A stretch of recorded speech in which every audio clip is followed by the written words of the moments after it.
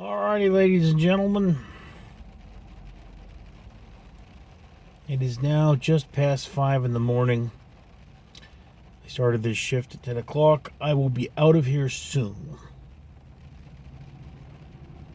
It's an interesting concept in security is that I was told by management that I would be trained on this shift. Not that there's much to train. I mean, make sure nobody messes with the trailers. It's pretty much all you need to know. But it's one thing that's kind of been a pet peeve of mine in security is when you go to the first shift of any job, you're supposed to be trained. A supervisor is supposed to be there to ensure that you know, like, where's the restroom and all the safety and all those sorts of things. That, of course, did not happen. Not that there's much to be said for this particular post. I've been stuck in my car for almost the entire night. It's been raining. It is still raining. It will continue raining. I believe sometime tomorrow it will stop raining.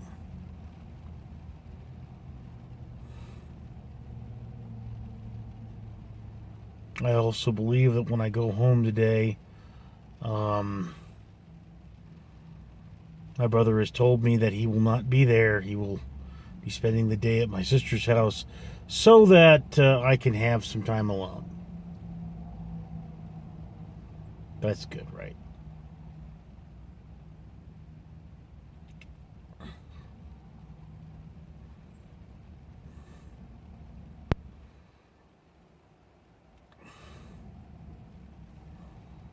Now, presumably what I'm going to do is turn on my car, run the heater for a little bit to try and get the fog off the windows.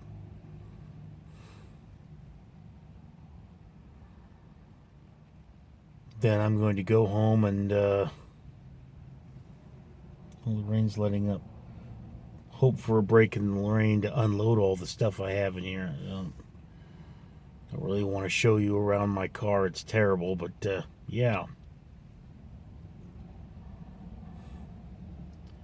This is old school security.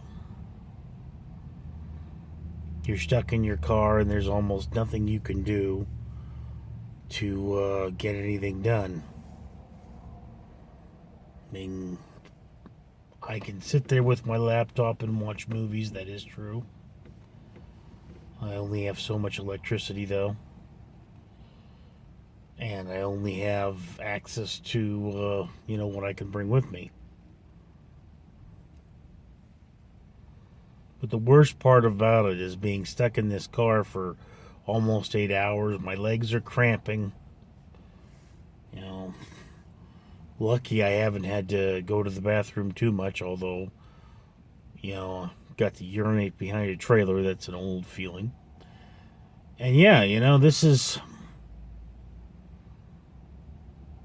exactly where I didn't want to be at this stage of my life.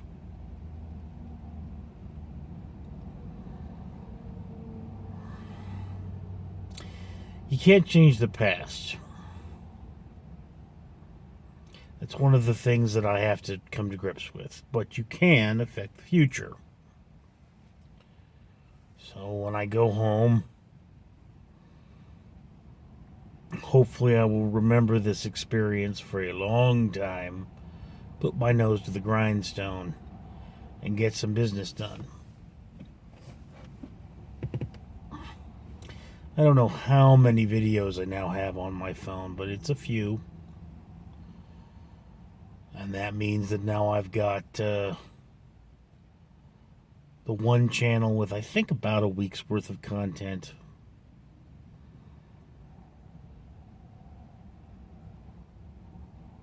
If I do this again, I might have a different channel with different content, but working on a different channel. But this is just a set of videos that kind of give you an idea of what it's like to spend a night as a security guard.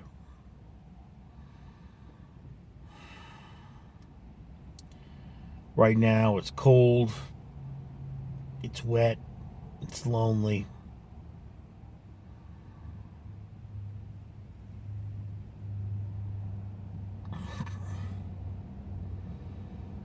The morning comes,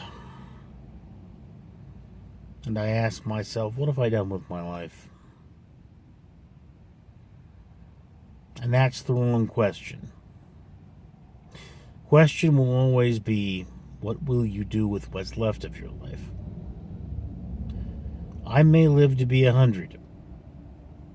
With changing technology, I may live even longer. So I may have more than half of my life ahead of me. If my grandmother's any indication, I've got another 60 years. If my father's any indication, less than 40. If my mother's any indication, 10.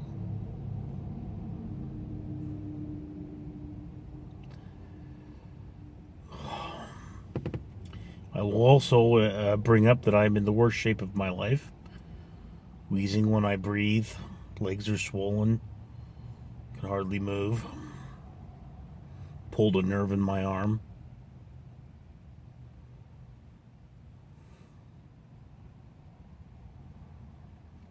What does that mean? Well, got my work cut out for me. Those are the grindstone, folks. No matter what you do, no matter what you say, life is about living. So I've got to go and live it. I am Richard. So tell me, when people tell you to live your life, what's the first thought that pops into your head? I'd love to know down in the comments below. Tell me about yourself. It won't get weird, I promise.